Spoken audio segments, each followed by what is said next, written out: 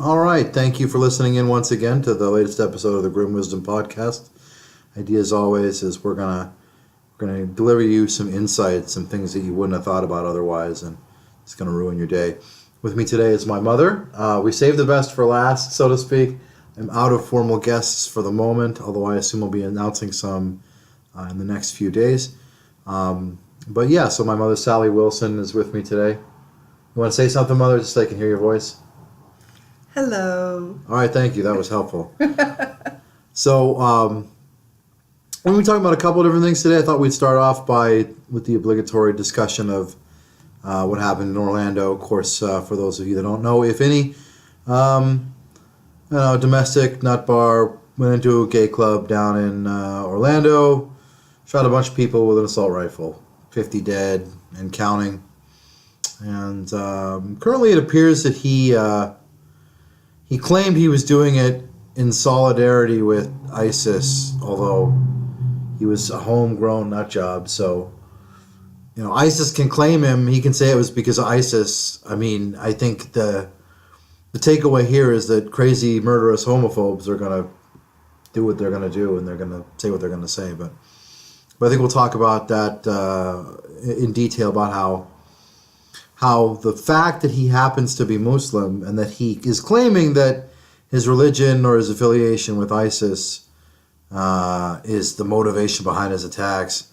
I think we're going to talk about how crazy that is and how that affects the political discourse in this country. So obviously it's very sad. I mean, I think if we're going to truly be grim, we could observe a moment of silence and whatnot. So for the dead. But honestly, the grim part is that this has become so routine, it almost feels weird to observe a moment of silence or to go through the rituals, because the rituals are used invariably to justify some sort of horrific retaliatory action of one kind or another. I think that's really true, and especially since if we were going to observe a moment of silence for all of the dead people that were unjustly murdered, we'd never speak again, because this country is basically founded on murder and killing and raping, and there have been hundreds and hundreds and hundreds. That seems awfully grim, Mother. I'm really glad I got you on. I thought, everybody thought my mother was going to be a lightweight. No, she taught me how to be bitter and hateful. Well, And now the student has become the master. These are issues that are really at the forefront of my mind right now. And I think I've been really inspired and radicalized by my participation in the social and economic book discussion group headed by Jennifer Siciliano in Warwick. And this month... Warwick. Right. That's near Coventry. In Cranston. Right. This month's book is Between the World and Me by Ta-Nehisi Coates, and I'm probably mangling the pronunciation of that name. Yeah, if he's listening, I hope that he'll forgive us. I don't think he's listening. I doubt it. Yeah. I seriously doubt it. But it's really solidified in my mind a lot of the things that I read about in the New Jim Crow, which was another book discussion group. And for me, that is a real central issue, and it ties in with the marginalization of so many disenfranchised groups, including the LGBT community. And well, I wanted to, but I know you wanted to talk about that in that broader political context, and I think we will get to that. But before I let you go on that, I want to talk a little bit more about the specific details of mass shootings in America and how they are used politically, right? The political event rather than the personal event of mass shootings in America.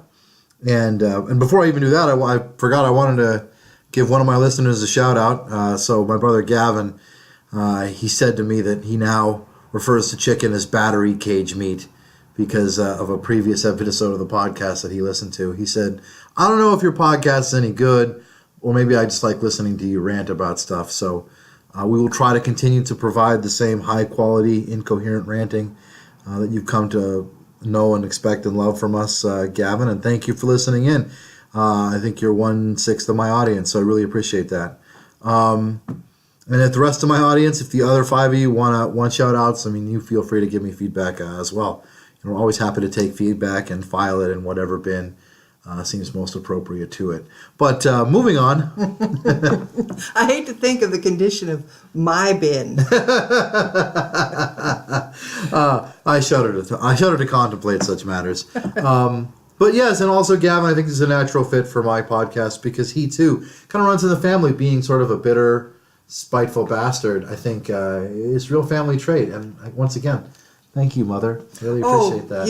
You really owe your thanks to your father, who is a former podcast guest. I think that we can pretty much credit him with all of the grim and horror of your... Well, maybe he inspired you to be bitter, but I think you've taught me how to pull it off, how to make it work. I've taught you how to make it work. Thank you. So, excuse me. So the Orlando shootings, what I want to talk about is, so we've had so many of these shootings, they run together. I mean, they really do. It's to the point now where the only thing that's even remarkable about this is that it's the largest one in history, and that the guy is a Muslim, or claims to be a Muslim, and it's an election year. But if it were, a hate crime where a few people had been shot by one crazy person, and it weren't an election year, and he wasn't claiming an affiliation with ISIS, I don't think we would even have heard about it because, one nut job committing a hate crime is just not that newsworthy in America. And the political response, of course, both major party candidates, their response is, we need to solve this problem by bombing ISIS even more, as if ISIS had anything to do with one American nut job deciding to shoot up a gay bar, right? I mean, you talk about homophobia, right? The bottom line is he's a homegrown nut job who chose to feel an affiliation for some foreign power, but bombing that foreign power in the Stone Age isn't going to make a difference if there are any more people like him lurking out there in the wings. They're going to continue to do what they would do anyway, right? The only thing that's going to make a difference, I think, is keeping guns out of their hands, reducing their body count, because we're seeing the same thing over and over again, where the same weapons are used in these killings. Any common sense gun regulation is swatted down by Republican obstructionism, and in some cases Democratic obstructionism. And bringing it back around state politics, one of the most disgusting things is the NRA gives quite generously to a variety of Rhode Island candidates, including, of course, your favorite Speaker Mattiello. Although, I don't know, is he your favorite, or do we hate Raimondo more? I think that Speaker Mattiello is number one on the list. I think that our governor is probably number two. Although our governor is arguably one of the worst governors. She's a terrible person. She's a terrible governor. She's a terrible manager. I mean, it's amazing that a person with so few positive qualities, except for perhaps a certain level of cunning and total ruthlessness, if that's a positive quality. But it's amazing that she's been able to get so far with so little going for her, really. But yeah, I think Speaker Mattiello, he's the one that takes the money from the NRA, and of course Jennifer's opponent, Junior, we covered in the last podcast. Junior also takes money from the NRA, and I think part of it is just that the mentality of these guys is, well, they'll take anyone's money who will give it to them, right? Which, to some extent, I can even understand, but you wouldn't take money from the North American Man Boy Love Association, Yeah. And you shouldn't take money from the NRA. You know, I mean, people hate the NRA by No, and you large. shouldn't. Just like you shouldn't take money from the private prison Right? industry. Would you take money from the Klan, the Ku Klux Klan? Yeah, you Right. shouldn't take money from them. You shouldn't take money from big banks and large financial institutions. You shouldn't take money from large insurance concerns. All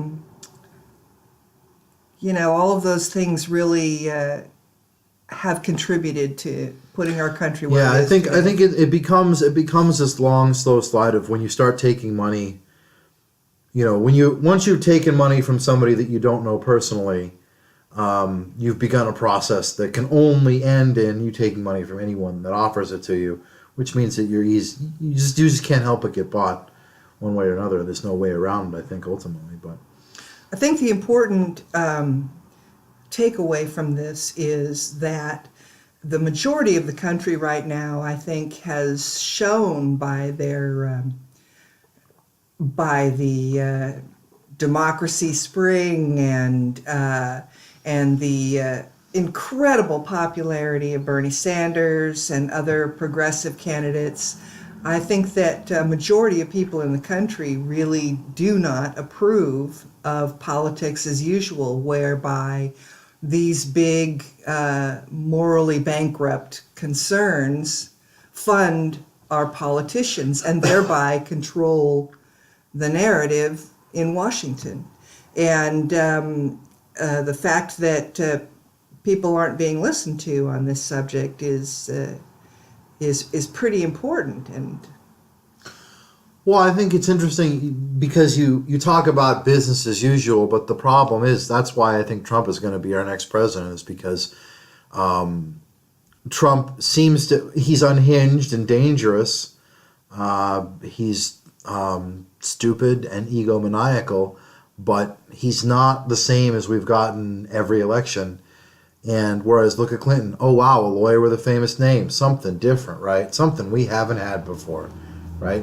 So I think that people's anti-establishment anger will ultimately lead them to elect a crazed nutjob with tiny hands, and I think that's quite possible. Now, which one of them is going to basically destroy the country more quickly? I'm not so sure about that, because I think that Clinton, to a very large degree, is responsible for a lot of the anger and violence and the creation of the beast that is ISIS by her foreign policies. And as Secretary of State, she really messed us up. And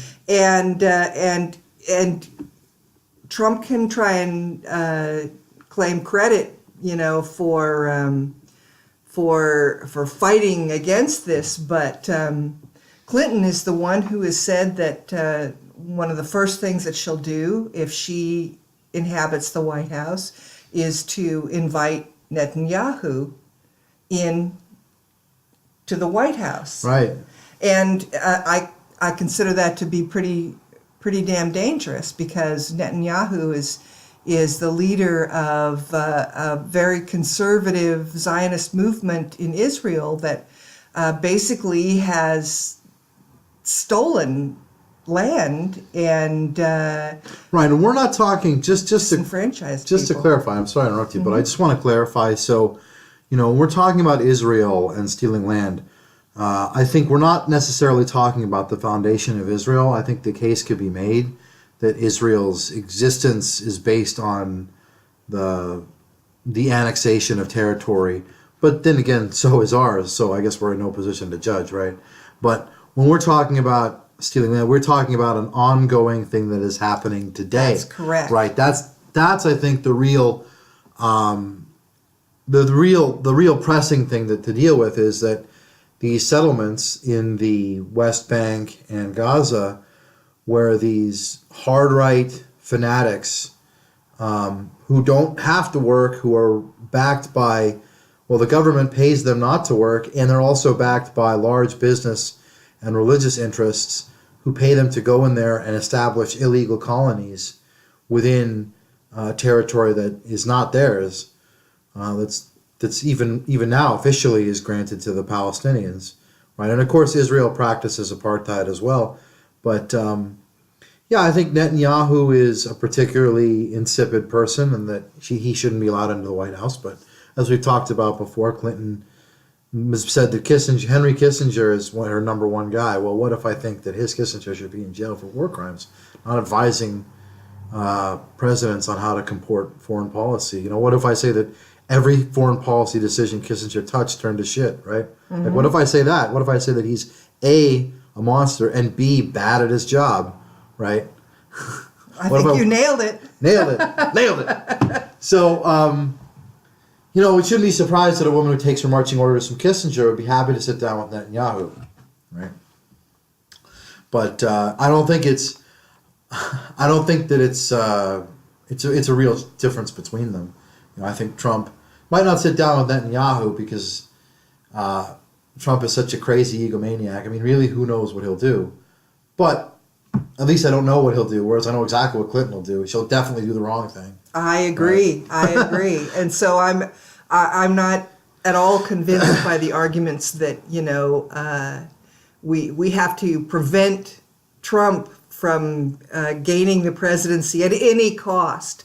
And so, and I of course, you know, we've all heard the pronouncement by Clinton Democrats that now we are supposed to hold our nose and vote for Clinton to prevent Trump from becoming president. But I really don't see that much of a difference between the two. And like you say, who knows what Trump is going to do? He's flip-flopped on all of the issues, and basically the only things that have been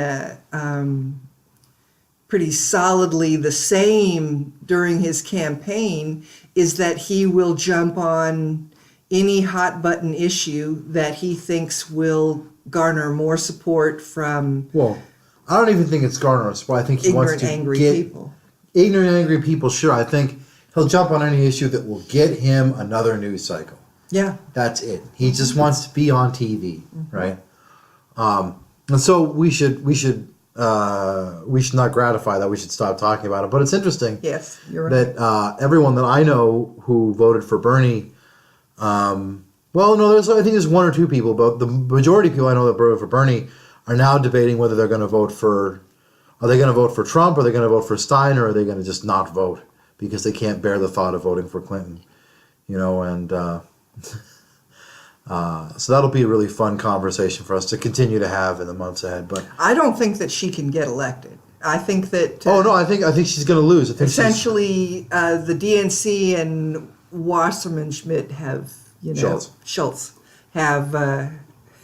You know, I never actually say their names. I usually use their initials, just like I call Trump Drumpf when I'm, you know, talking on social media and stuff, because it actually hurts me to say those names because I don't want to lend them any more credence than they already have. Yeah. Than they already have. But I think that those are the people that you can point to say, you know, okay, they're the ones who have led us down the path of destruction, because she can't win. So, you know, I'm sick of hearing it from Democrats who say, you know, oh no, now you have to vote for Clinton because we can't have Trump be in there. No. Yeah. And no, it's not my fault. It's Clinton supporters' fault, because they've stolen the election, all of the dirty tricks that have gone on, and you know, trying to force her down our throats. It's not going to get her elected in the general. Well, I think it'll be interesting to see how she tries to deal with this thing. I mean, a lot of people are saying it's funny how there's so much one of the downsides of being a progressive on the left is you're so often frustrated by failure. The temptation to declare victory over a tremendous defeat is high, because the thinking goes that people's tolerance for failure, for painful defeat, is limited, and if they endure too many painful defeats, they'll disengage to protect themselves from the pain of losing, right? Mm-hmm. And so the temptation is to always declare victory, even when you got your asses kicked. So what we're seeing is a segment of the Bernie supporters saying, well, we accomplished something, we've changed the meetings in the DNC, we're going to have an influence on the platform, we've moved Hillary Clinton to the left, right? And on this podcast, of course, we take the other approach, is that we want to increase your threshold for enduring misery. So a noble goal. What can I say? I'm noble as hell. So we want to increase, and I think that the reason for that is because the world is such a miserable place. I think that you can't truly engage with it if you can't tolerate misery. You get a lot of people who care deeply about the world, but they can't bear to be depressed, and so, or not depressed, but they can't bear to grasp with the horror that is human civilization in a lot of places and in a lot of contexts. And so you see them focus only on that part of the world which inspires them with hope, right? Rather than that part of the world which fills them with terror. And whereas we think that, in order to be wise, you should see the world as it really is in all of its splendor and horror. So since Splendor has enough advocates, we want to make sure that we're being good advocates for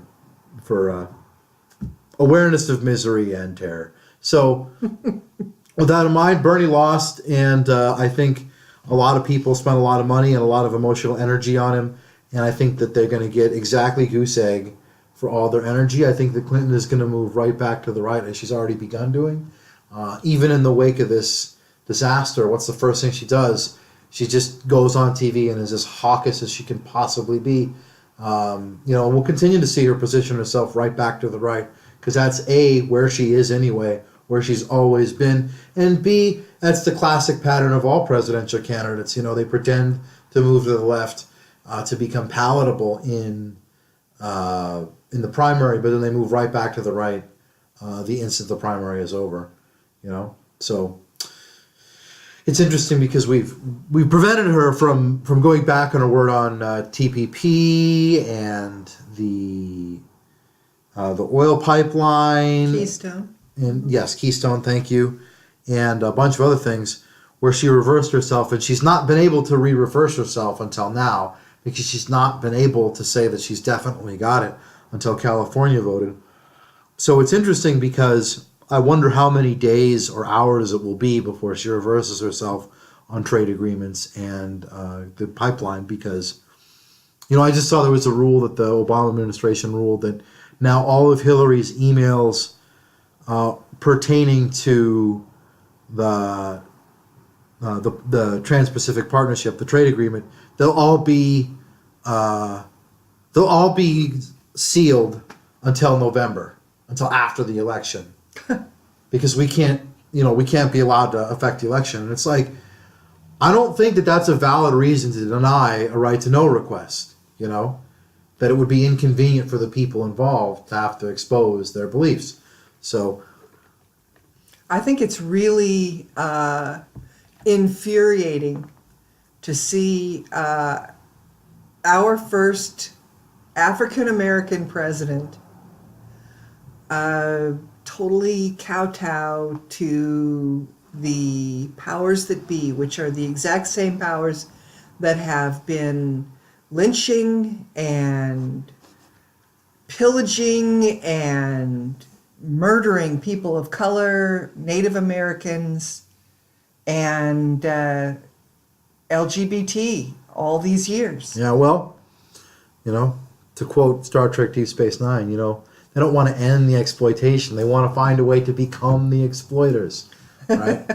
Right. So, So moving on, there was one other quick story in state politics I actually want to mention before we get back to, and I know you wanted to talk about the racial injustice, and I do think we should talk about that, even though that's a topic we talk about a lot on the podcast here, but just the history of murder and the tragic history of America's creation and expansion.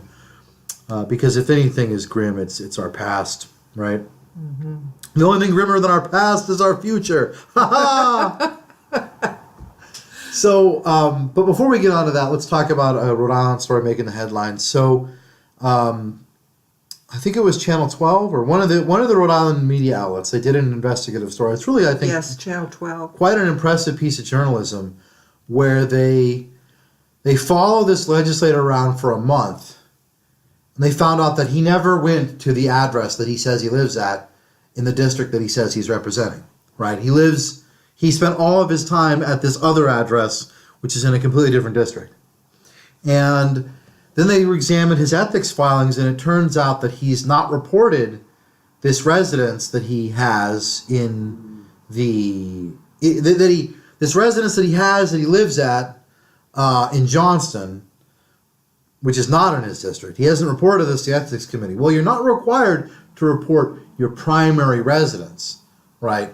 But you are required to report all other property. So his omission, the only defense he can make that is that it was his primary residence. And in fact, on the mortgage documents which they got, the terms of his loan said he had to occupy the property as his primary residence within 60 days of taking possession of it. So the bottom line is, the guy clearly lives in Johnston. There's just really no argument that he doesn't live in Johnston. He's there 100% of the time. He failed to disclose on his ethics, which you're only allowed to do if it's your primary residence. He signed these mortgage documents. He lives in some place other than his district. But he's still claiming to represent a district in which he doesn't live. Well, also, to add insult to injury, the fact is that he is a powerful man on the House Finance Committee, which is the chair of the House Finance Committee had to resign. The chair had to resign disgrace because he was blatantly stealing money for his fake charity and laundering it in his own pockets. And now the vice chair doesn't even live in his own district, which is a pretty big no-no, but it's a no-no of a different order, right? I mean, it's not like he was stealing money. He just can't run for office. And I understand this issue can get a bit confused because we've talked about this in the podcast before on numerous occasions, how when your family owns 10 properties, you just say you live at one, and the question of where you reside might vary for different purposes, But I think it's interesting and amusing to me that I talk about something and then 2 days later a big report comes out where they had been working on it for a month.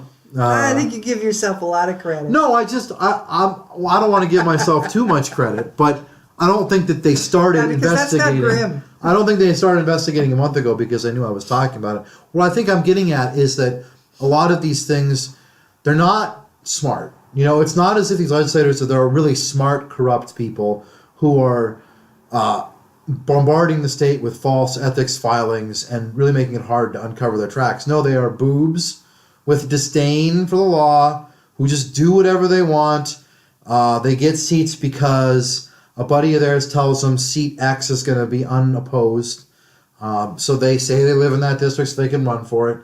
Something that's despicable and would never occur to ordinary folks, but is just par for the course for them. And then, of course, they forget to backfile it on their ethics because they think they did the important thing that got them the position when they made the agreement in the smoke-filled room, right? And so I think that's the thing that I want to impress upon you. In a way, it's almost grimmer than the alternative. Like, it would almost be more comforting if we were being rooked by really smart people who really had their stuff together, who had worked very hard to cover their tracks. Right, but we're being rooked. Yeah. We're being rooked by morons. That's we're being exactly raked right. over the coals by fools and nincompoops. And that's almost more depressing. I mean, I think that is more depressing. And those fools and nincompoops are given tremendous power within the General Assembly in the state by Speaker Mattiello.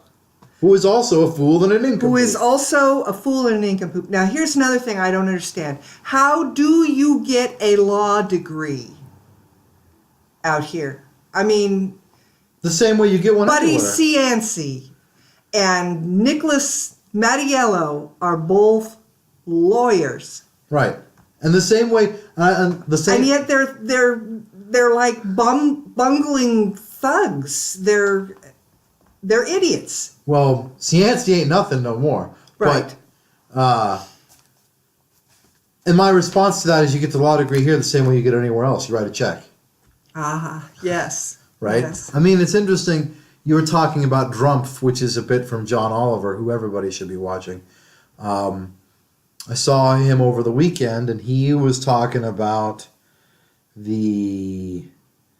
financial services, my industry, and how financial advisor, financial analyst, financial planner, these are all officially terms that mean nothing.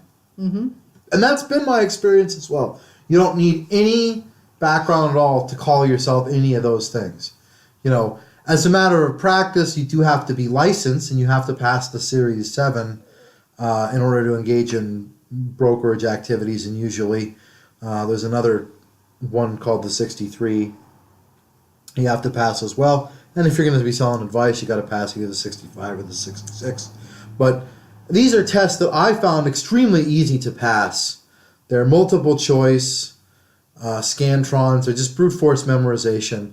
And a lot of people take them every year and don't pass, but I think that you ought to have a little higher bar for what you expect from somebody that you're turning over your finances to than that he can pass a test that's multiple choice. Well, yeah, and you aren't really a very good example because your degrees and your interest has long been tied up with economics Mm-hmm. and political science, and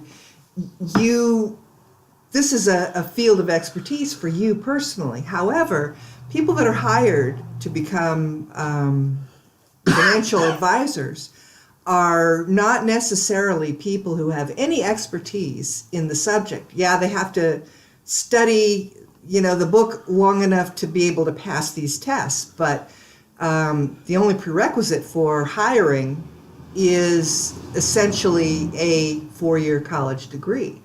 And I know that because I have another son who was a financial advisor for a while, and he was hired right out of college, and his major had absolutely nothing to do Yes. with finance. And a lot of these cases, they don't require a 4-year degree. It's just helpful, because the bottom line is, right now we're entering an expansion phase. So if you want a soulless job that will pay the bills, actually, you could do worse in financial services because right now the financial services industry as a whole needs more people than it has to be licensed, and so they're constantly looking to hire new unlicensed personnel at various firms.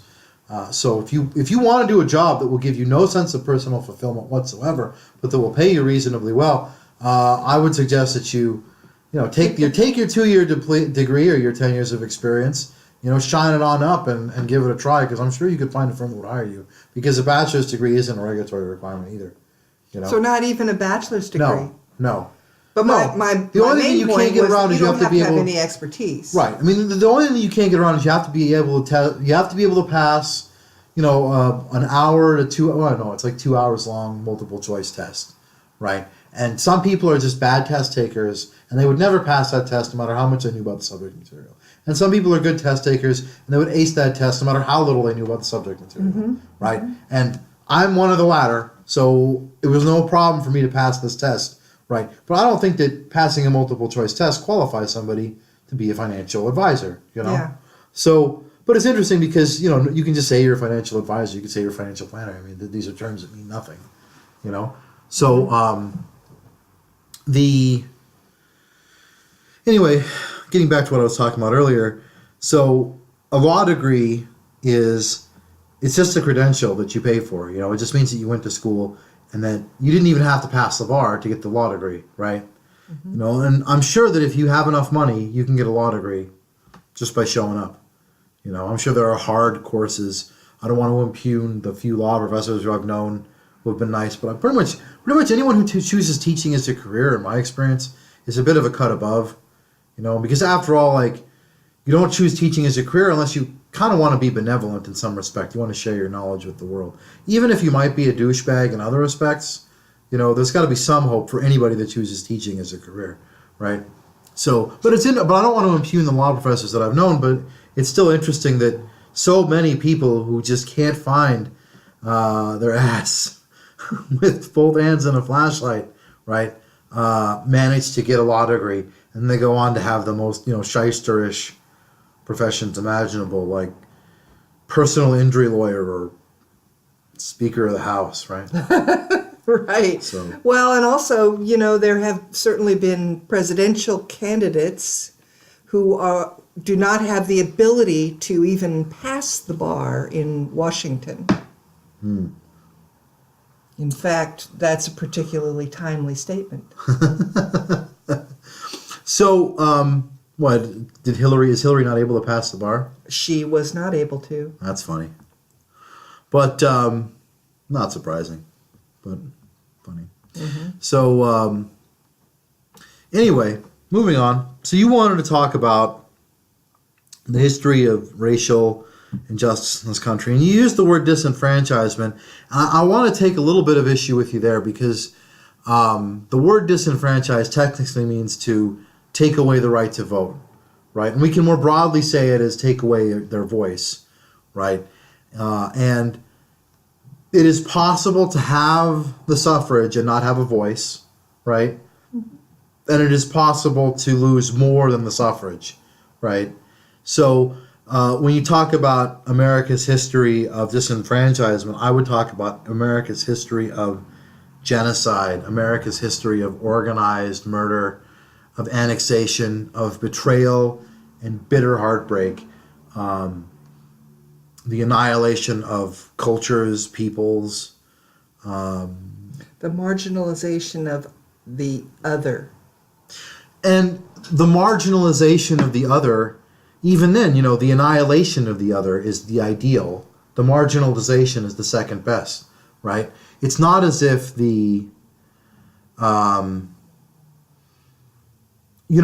now that slavery has officially ended, although it hasn't ended, it's funny because people talk about slavery like it's something in the past.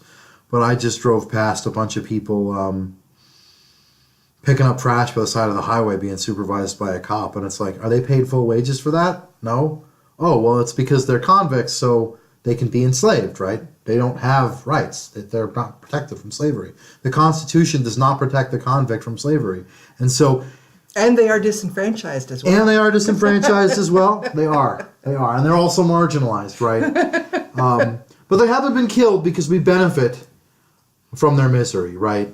There are populations. They haven't all been killed. They haven't all been killed yet. Like they weren't all killed in the South during the heyday of slavery. Right. The goal was always to kill those who won't comply. And to those who submit to the yoke and the lash, they can use stay it as alive. a tool to oppress and enslave. But that was after they had been kidnapped from their homes. Whole villages. Most of the able-bodied males killed, and the rest everybody else shipped off. Right. It's interesting. You go through the historical record, and there's a great deal of debate about whether or not you should pack slaves in like cargo.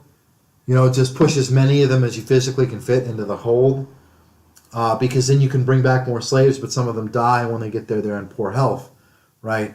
Or if you should, provide for them some small amount of space and food, because if you do, then fewer of them will die, and they'll be more saleable when they get back to the New World, but you won't be able to bring home as big of a cargo. Like, this was actually a debate that people had, right? It was, what was the best way when you're kidnapping a village to go about it, right? Just to take. And it's important to remember that, and that's why I wear this button now.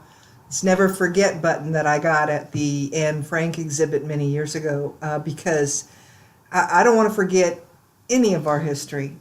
And I think that it's a horrible, atrocious crime that that we are encouraged to forget Yes. what this country was truly founded upon, the ideals that this country was founded upon. And I'll go even further too. I mean, it's not that our country is just founded on horrific ideals, but that it continues to enforce those ideals. I mean, I've mentioned in passing before, I'll mention again now, it was the official policy of our government right up until the 70s to annihilate the culture of the Navajo and the other remaining native tribes who had managed to retain any significant percentage of their cultural heritage. It was the official policy of the U.S. government to annihilate their culture by kidnapping their children and busing them for hours and hours to the nearest white school where they could be taught classes only in English from good white Christian teachers. And that didn't end until relatively recently. So, even after we'd given up the idea of just killing them all, right, we still clung to this idea of destroying their culture, destroying their heritage, which to a lot of people I think is more scary than the idea of actually being killed, right? To lose your life, well, sooner or later we're all going to die, right? But to lose your identity, that's kind of a more horrifying thing to contemplate in a lot of ways, to have that taken from you,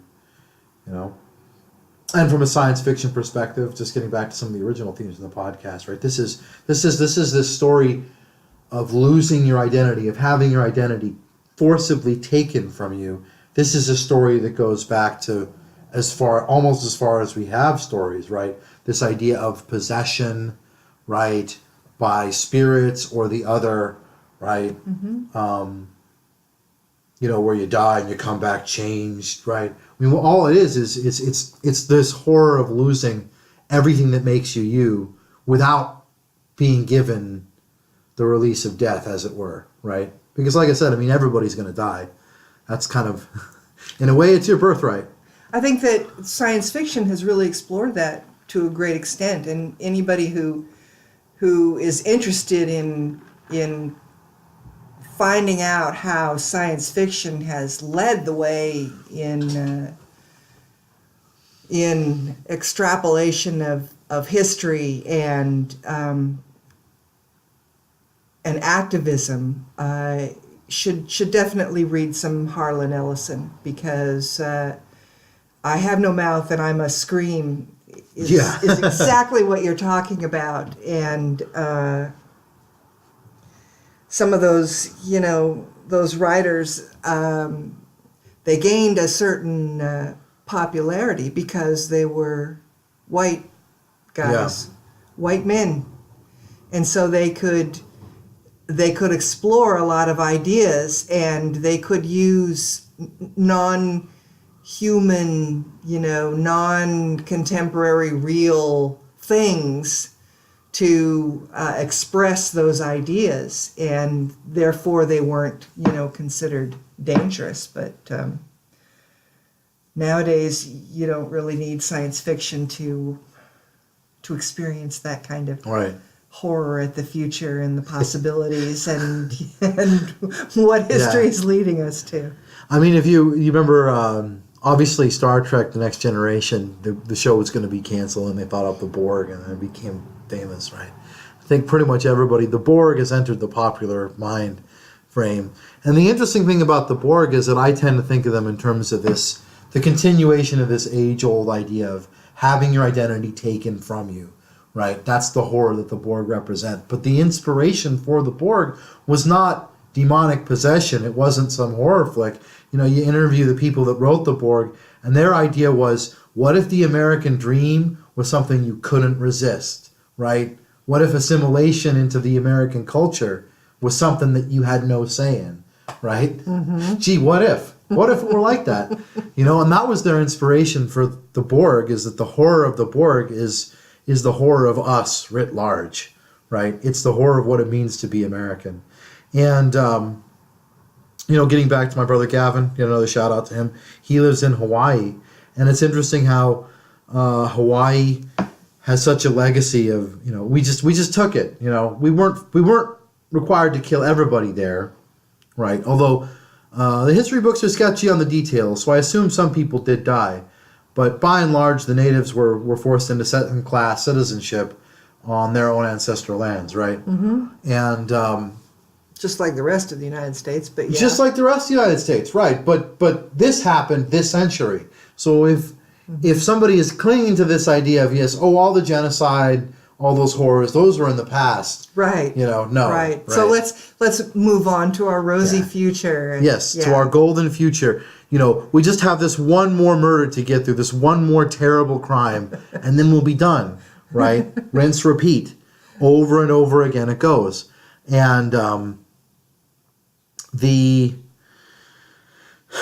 you talk about Obama and his legacy. It's interesting because now he's kind of at this weird crossroads as a presidency because first of all, he's trying to define his legacy and he's trying to be remembered as somebody other than a relatively weak president overall.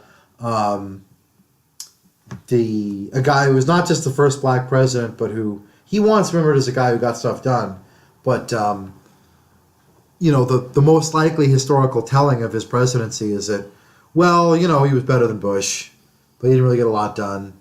He abrogated certain campaign promises that were important to people. He compromised. He got Obamacare done, but Obamacare wasn't very popular, even after it went into full implementation. Because Obamacare is now pretty much in full implementation, and although nobody is arguing that it's not better, right? It's like we've come 10% of the way. We have 90% of the way to go. I guess that's movement in the right direction, but it's such a small increment, really, that it hardly counts. It hardly inspires you with hope. And, and of course, the other things that that don't make it into the history books, but that you and I will always remember, like how he caved on the estate tax and gave the Republicans their tax cuts, made them permanent, the Bush tax cuts for rich people. And he could have stood his ground, but he didn't. He folded. Like, it wasn't always going to happen. And all this nonsense about the Supreme Court justice that he should be appointing this year, but Congress doesn't want to hook him up. And it's like, you should be running over those fools. You shouldn't be letting them just say, oh, we're going to not have a Supreme Court justice for a year and a half. Uh-huh. So, yeah, he's not, though. And he's Guantanamo. I mean, right. And torture and Guantanamo, I think, is the biggest one. Although the one with the more dire long-term consequences, even than Guantanamo, is the expansion of the surveillance state, which was a promise that he also abrogated. Yes, that's huge. And I think it was more. I think that's a disgrace. It's more, in a lot of ways, it's much more blatant than Guantanamo, because I think he did legitimately make some efforts to close Guantanamo, and then it just turned out to be more difficult than he thought it would be when he started. And could he have pushed through those difficulties? Could he have made it happen? I truly believe that he could have closed Guantanamo if he had really been committed to doing it. But it would have cost him a lot, and it was a thornier issue than he wanted it to. And so I'll say this much for him. Although he failed, he did make some effort there. Whereas on the surveillance state, the instant he got in office, everything he'd said about the surveillance state was revealed to be a complete lie. He's done nothing but expand it. He's never been on the side of privacy in his entire reign as a president. And so even though it might not seem like as vivid, because we don't associate the surveillance state with the endless war, right? The surveillance state, it is related. It's part and parcel of his expansion of the drone program and other things. It's like, hey, the most important thing is that we be safe. And the only way we can be safe is if cameras are watching everyone on the planet all the time and, can take them out, essentially. If that data is able to be actioned upon. Yeah, I agree with you. And so, I'm troubled by that, although it doesn't get your heartstrings tugged on as much as a clearly innocent man who's been in Guantanamo for 20 years, because he might have at some point had some tenuous connection to somebody, but too many careers are wrapped up in him being guilty, so nobody wants to release him, right? That tears at your heartstrings, right? But the expansion of the surveillance state, and it's funny too, because this guy that shot up a club down in Florida, right? He'd been talked to by the FBI twice, so they had to identify him. They knew that he was a problem, but all of that surveillance stuff didn't stop him from doing what he did, right? None of it made you more safe. So the government monitoring your every thought and deed does not make you more safe from a lone crazy person. The only thing that will make you more safe from a lone crazy person is keeping guns out of his hands. That's it. Yep. You know, because the crazy you will have with you always, to paraphrase Christ. So, so I think Obama is now in this weird place where he wants to redefine his legacy as having been a good person, a person who moved the ball on this, and so he's had Mrs. Obama was saying she's very aware of the fact that she's wakes up every day in a house built by slaves, which is a bit reductionist because she doesn't wake up every day in the White House. And, I think she was giving a commencement speech. So, obviously people say crap like this at commencement speeches.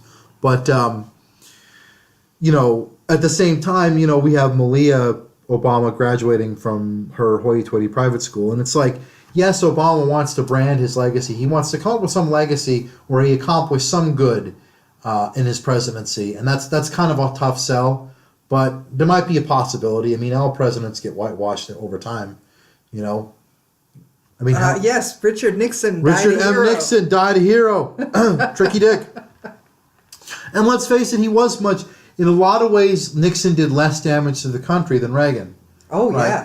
yes. But Reagan was never, directly implicated in a political scandal because obviously Iran-Contra was a war crime and this horrific thing and a total violation of everything about propriety and dealing with terrorists that we could think of. But A, he wasn't directly implicated, and B, it didn't directly concern the levers of American democracy. So a few people went to jail and got their sentences commuted, but in the end, nothing was done to good old Ronnie, Saint Ronnie. Mm-hmm. The sun shone out as every orifice.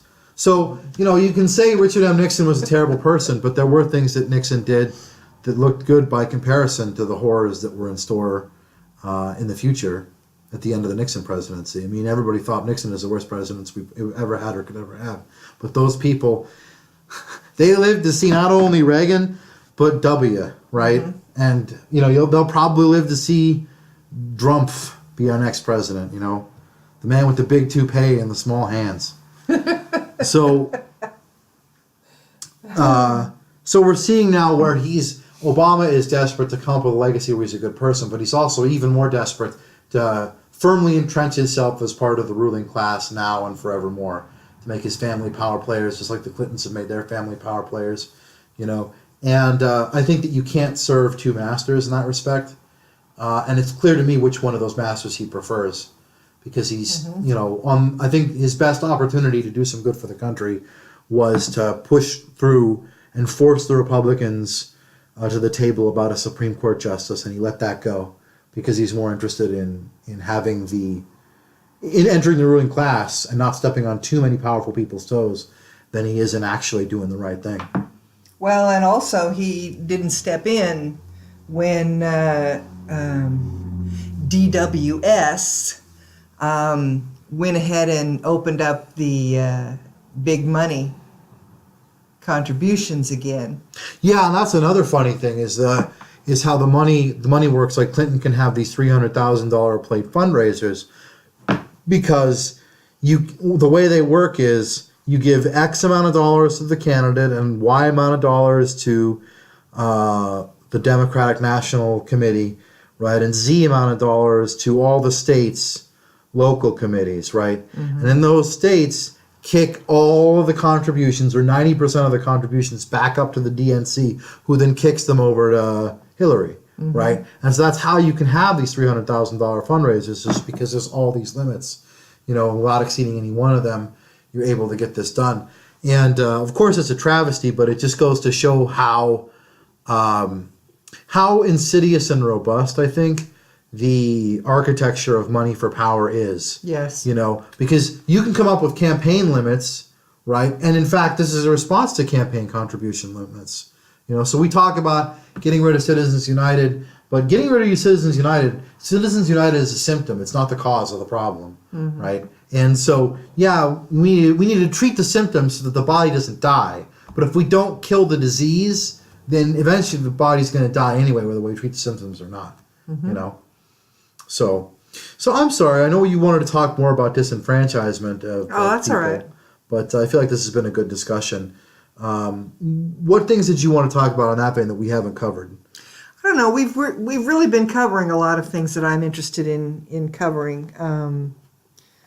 I just think that it's really important for people to stop covering their ears and their eyes and their mouths and look at this country the way it really is and what we're really coming from. And I was really happy that you brought up the issue of safety versus privacy, and because that's a huge big thing right now, because it means that that people who are in power can pluck any human being from society in any one of these marginalized groups and destroy them, and at will, and they don't.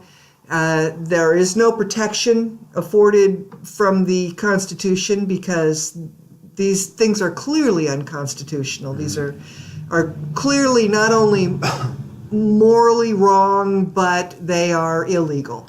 And to give you an example of some things that you might be talking about, so the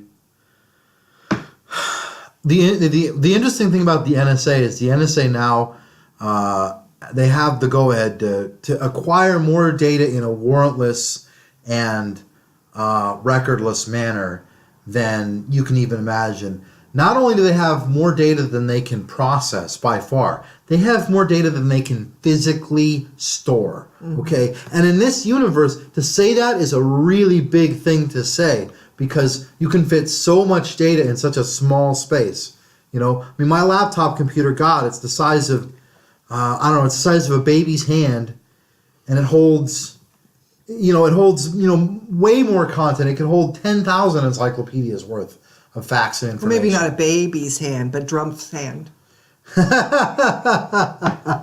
No, I mean, I actually took this laptop apart and installed the drive. It is tiny. It is the size of an infant's hand, and it can store 250 gigs, I think it is, and it can access it like immediately.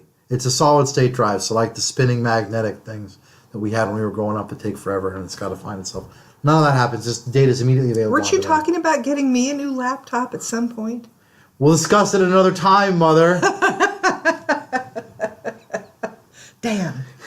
Maybe if you do really well on this podcast and say good things about me. So I really enjoy your podcasts. That's you goddamn right.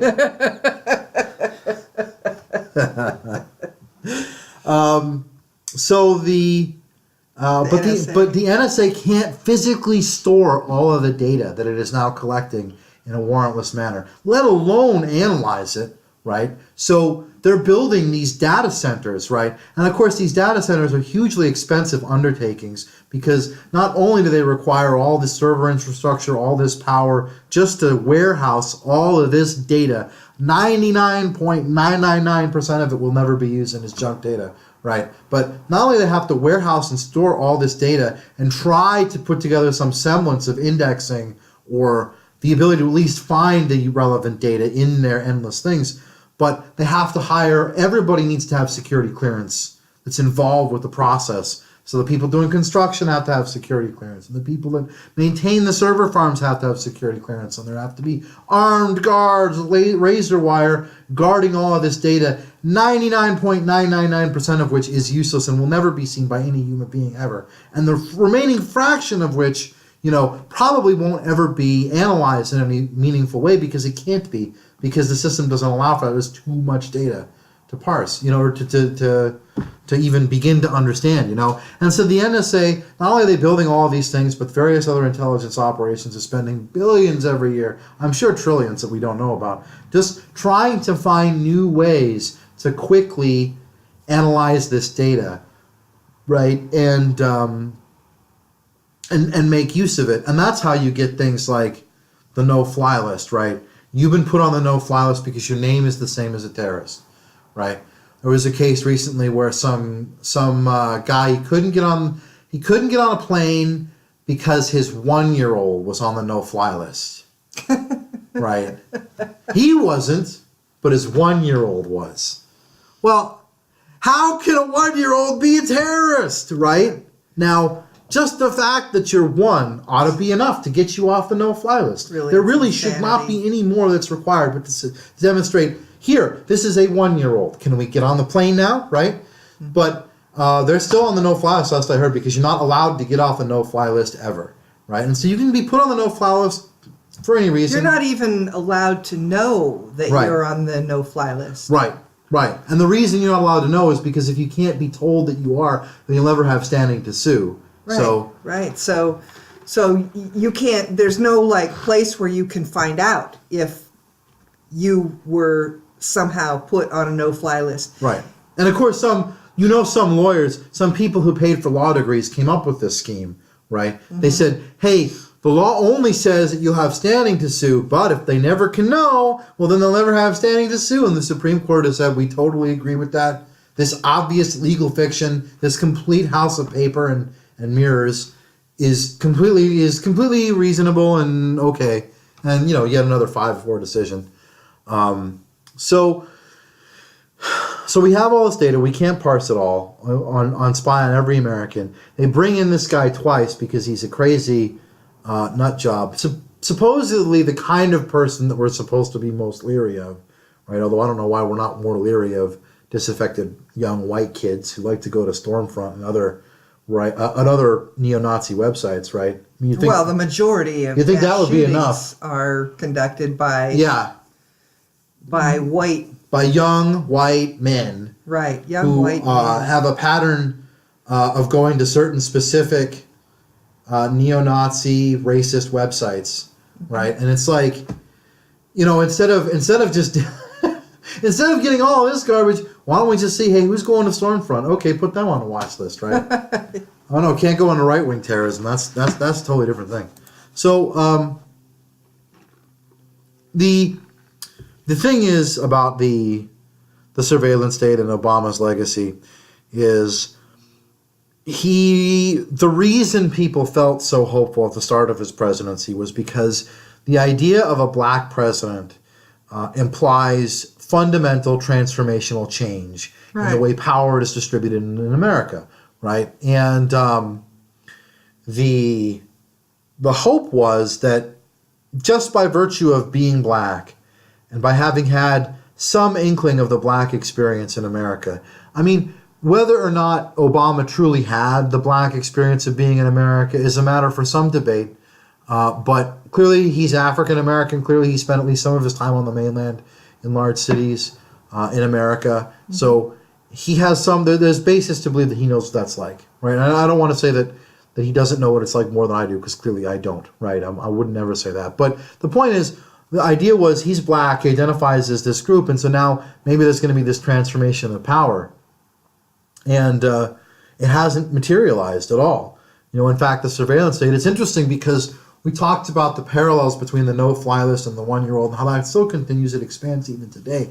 Well, in 2000, in Bush v. Gore, there were thousands and thousands of people that were disenfranchised in Florida because they had the same name as a convict or a similar name, right? Because, of course, as we know now, Catherine Harris and the other Bush cronies down there were desperate to disenfranchise black people. And it's not a crime to disenfranchise black people. It's not even a crime to murder an unarmed black child in Florida, right? Mm-hmm. And so it's interesting how you would think that the sort of shenanigans would be stopped under a Democratic black president. But no, they've just moved the target a little bit, and I think if we want to look with hope to the future, then we have to start by looking with horror to the past, because we need to understand that we do need transformational change. We can't just continue to go forward with this incrementalism nonsense, because there's nothing in our history that suggests that has ever worked or ever will. All it is systems of oppression finding new ways to replicate themselves. The few times in our history that we did have transformational change, I think it came as a result of tremendous human suffering, and it made things dramatically better for large portions of the population, at least for a large number of years. I think you could point to the two biggest moments in our nation's history are the Great Depression and the Civil War, where after the Civil War, things definitely got objectively better for Black Americans for a long time, right? I mean, they're probably still better than they were under slavery, although there's so much misery, and I don't know, nobody alive now could tell us what slavery was like, but presumably their lives are better off now, but still, I mean, racism persists, Jim Crow persists. Post-Reconstruction, there were black senators, but then after that, Jim Crow took over, and there were no black senators. And then we had the Great Depression, which led to a massively resurgent labor movement, and it led to the New Deal, right? It led to tax rates that were high on the rich, led to a much better shake. And it's interesting because when they were doing the New Deal, they built all the infrastructure to last. They weren't interested in just getting it done cheaply. They wanted to employ as many people as possible, and they wanted to build quality stuff. And so we have New Deal infrastructure that is only now decaying to the point where it needs to be replaced, right? I mean, almost like 80 years later, well, 75 anyway, 75 years after the New Deal, we still see in Providence sidewalks that are in good condition that were made by the WPA. There are still massive works projects that exist all around the country. Rural electrification, obviously, a huge boon to the country that continues to this day. And it was a really hopeful, I think, time to be an American because of this transformational change. Because FDR got on TV and said, well, not TV, but he got on the radio and said, I welcome their hatred. And he declared war on the parasitic banker and business class. Well, he won that war, but they came back, and now we need that same war to be fought again. Also, I think it's interesting to note that even tremendous transformational change that occurred during the New Deal and with FDR, even with that, there were some really vital issues that he would not tackle because he did not feel that he couldn't attack everything. He had to pick and choose because he felt that to get, he still compromised to a certain extent. And that those compromises are important. There's still things that we need to remember and we need to work on. For instance, watching the Ken Burns, the Roosevelts, I learned that Eleanor Roosevelt pushed to try to get FDR to throw his power and backing behind anti-lynching laws. It was actually completely legal to lynch black people. Well, I don't think it was illegal. I don't think it was completely legal. It just wasn't illegal. It wasn't illegal, and it was a common practice. Yeah.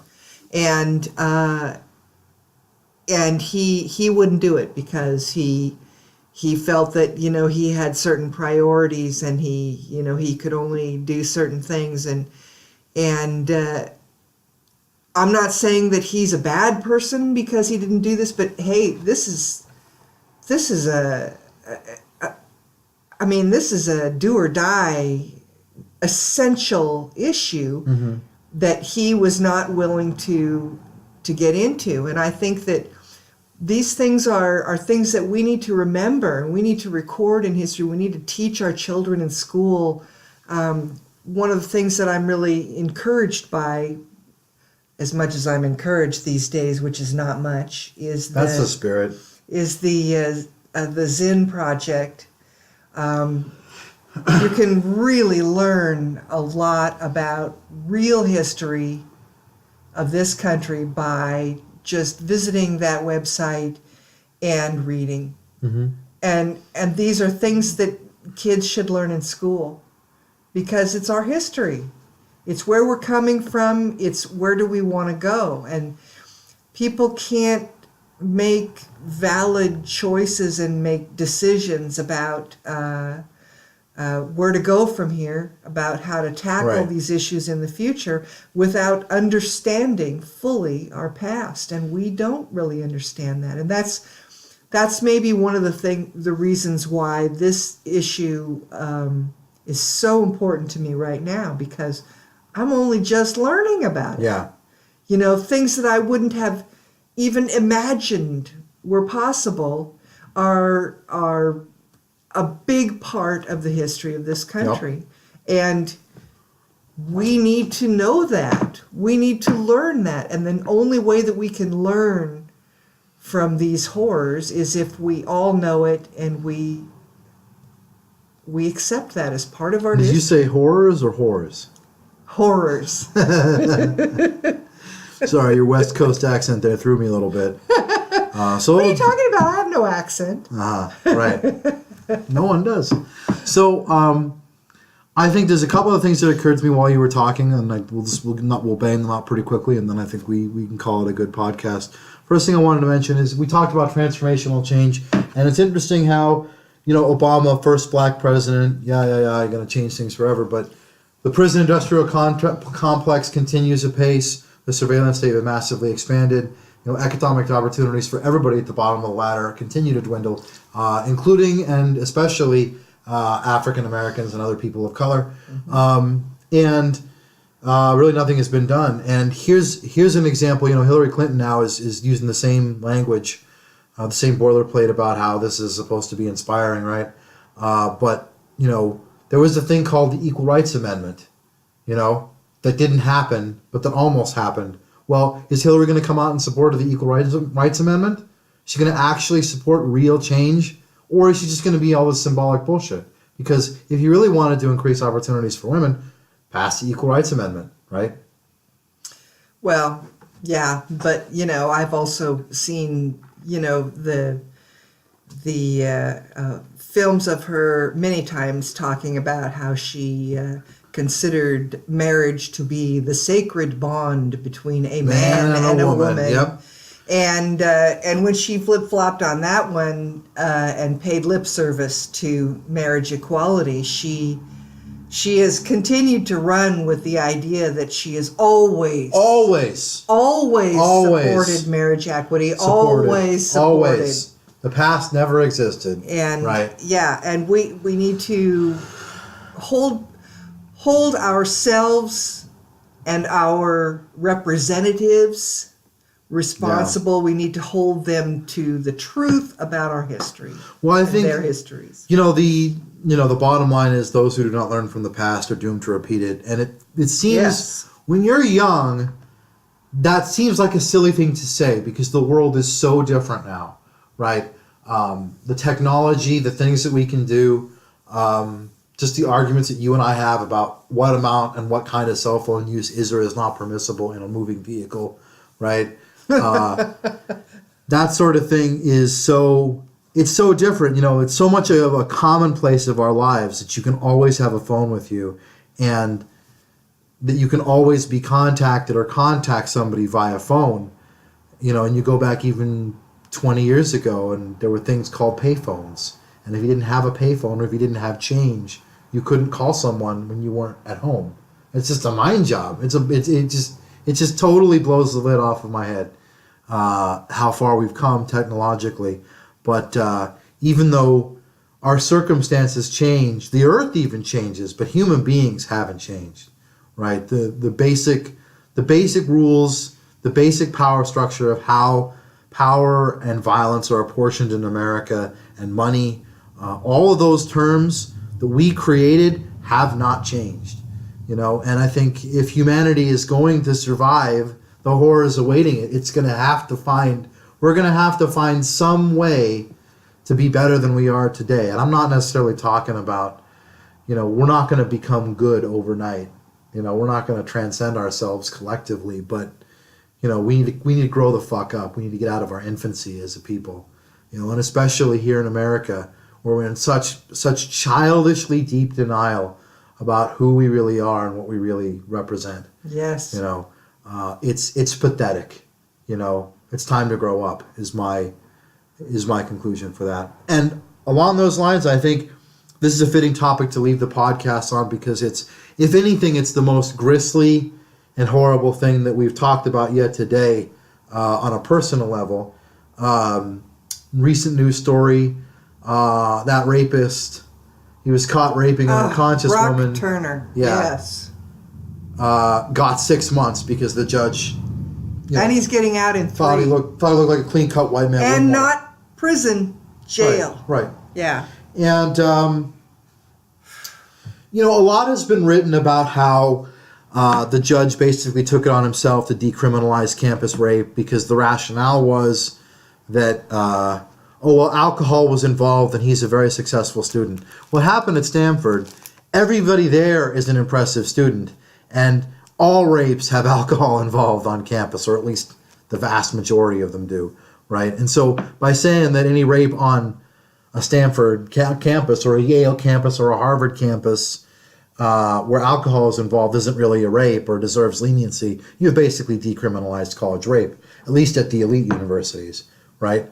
So that's the net event of that. And of course, the circumstances of this crime are so gruesome and so blatant, and we forget how remarkable it is the guy was even charged, because of course if he had completed his act and left the scene, the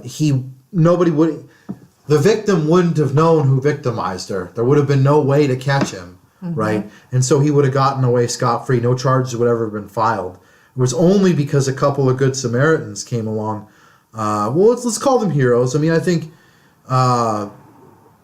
Yes. maybe the word hero is a bit of a stretch, but they definitely deserve No. some hero points for their activities because they just did. Well, I guess my only objection is they only did what any decent person should do, what we should all do, right? And I've talked before, I'll talk again, I'm sure, about how the bar is so low on terms of what it means to be a decent and good Yes. human being, that the bar should be higher. But they met and exceeded the low bar. So if you want to call them heroes, I'm okay with that. I'm just saying that the bar for decency is so low, it should be higher. That's all. But because this should just be a thing that's unremarkable, that anybody would see a rape and turn the rapist over. It should. Yes, anyone should have. Right, and that's kind of what I'm getting at. Is just that we need to find a way to collectively raise the bar on things like that. But they definitely met the bar and exceeded the bar, even if the bar was too low. That's not their fault. So props to those guys. Definitely get some hero points there. But otherwise, this guy wouldn't have even been caught. And the vast majority of campus rapes aren't even reported. And of those that are reported, the vast majority of those are swept under the rug with no criminal consequences for the offender. So, best case scenario, sometimes the victim gets a settlement from the college to shut up.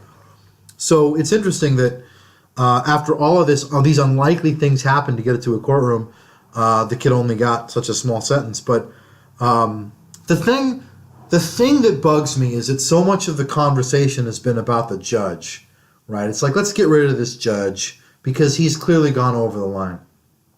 Well, sure, right? But once again, he's failed to even meet the extremely low bar that is American jurisprudence. But the bar is extremely low for a reason. All he did was go a little bit too far, right? But the entire system is constructed to get guys like this rapist off, Yeah. right? Both physically and legally, because he had wealth, he's white, he can afford a good attorney. The attorney kisses the judge's butt, sings a song and dance about how he'd be destroying this kid's future, right? And the judge believes that crap, right? He's white and he's a star athlete, too. He's a star athlete, and what do we care about any of that, right? The whole notion of a legal system that's a justice system is almost an insult. And every judge I've ever met, I've ever had the misfortune of encountering, not that it's a huge sample, but every time I've met a judge, they are, without exception, arrogant pricks. They are super self-involved. They think they work hard. They think they're authorities on everything. They don't work hard. They work less hours than ordinary people, and they're paid extremely well for those few hours that they work, especially after they stop working when they get their pensions by the state, right? So to be a judge means that you have not only a really generous schedule where you don't have to work very hard, not only do you get paid very well, like for the few years that you're a judge and forever after, but also you have the power of life and death in your hand, right? You can just say contempt of court and throw anyone in prison at any time for no reason at all, if you just don't like the cut of their jib, right? And so and of course, every time I go to a court for a traffic thing or anything else, I don't know why, but it still shocks and dismays me every time, because the judge first says, who has lawyers? Okay, all of your cases go first. Everybody who has a lawyer goes first, right? Everybody else has to wait, like the slime they are, for not hiring a lawyer, right? But anyone who can afford to hire a lawyer, you go first. And the lawyers all come up and they get the sentence over with without the client ever usually having to speak, right? And usually it's just dismissed out of hand because you hired a lawyer kissed the judge's butt, case dismissed, right? And the idea that the legal system is designed to do anything but protect power and privilege is ludicrous to me at this point. I think the more you look at the American legal system, the more you must conclude that it has been designed the way it is. It exists solely to enforce the unjust power structure that we have, and for no other reason. Well, that right there can be summed up by one of the truisms that your father has long said, which is it's not a justice system, it's a legal system, right? But I would go on one farther. I would say it's not a justice system, it's an injustice system, right? It's an engine of oppression. And I'm not saying that I don't have a specific plan of action for you, except get elected so you can change the law and take the law away from lawyers and judges, and get some scientists and some teachers and some philosophers and some auto mechanics and some just random people into politics so they can make a legal system that suits their needs and not just the needs of rich white heirs and lawyers, right? But until we get that political system, I think it's always worth keeping in mind that that you should just you should just treat the entire justice system with a disdain bordering on contempt. The justice system let George Zimmerman walk for murdering a child, right? The justice system let Eric Garner's murderer walk. The justice system let all of these people walk. The justice system, like we've talked about before, it took a child and it put him in solitary confinement, and they tortured him for years to try to get him to confess to a crime he didn't commit. And then they finally let him go after 4 years of failing to break him, right? And then he killed himself, right? Where's the justice for that child that was murdered by the system, right? Yeah. So, and everybody talks about it like it's a problem. It's interesting because it would be very convenient, it would be very emotionally comforting to just scapegoat this judge, to just sign the recall petitions that are circulating on the internet and write some outraged comments on about how you can't believe how this judge did it. But honestly, he's simply enforcing the law as it's written. The law as it's written gives him sentencing discretion, gives him broad discretion over sentencing, right? And he is encouraged by every part of his training and experience to treat people of color who are poor harshly, and to treat people of power who are white leniently, right? And so he's only following the law as it's written, right? The problem is you need to take the power away from judges. Sure, this guy failed to even meet the most minimal standards of decency. Recall him, whatever. But rather than just letting that be the end, let's use this as an opportunity to talk more about rape culture, but not just rape culture, but legalization of rape culture, because it would be possible to have a rape culture at the same time as you had a law that was protective of victims, that was aggressive in going after these serial rapists, who commit these terrible crimes.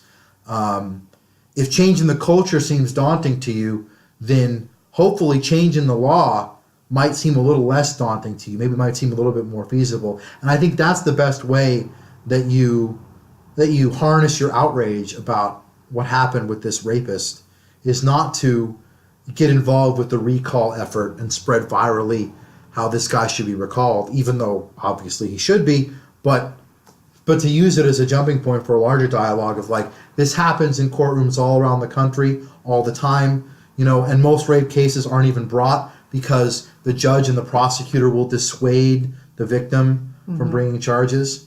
The university will buy the victims off to protect the victimizers, especially if they're star athletes from a good, wealthy family and are at a nice, successful, prestigious college. So, and if that doesn't, a good end to note. Yeah, I think if if that's not sufficiently bitter and grim for you, let me just remind you, you're going to die, and no one's going to remember your name unless you have a podcast, and then it'll be up on YouTube forever. So, thank you so much, Mother. I hope that you didn't have too gruesome of a time here coming on the podcast with me, and I hope all you listeners enjoyed it. Thank you, Sam.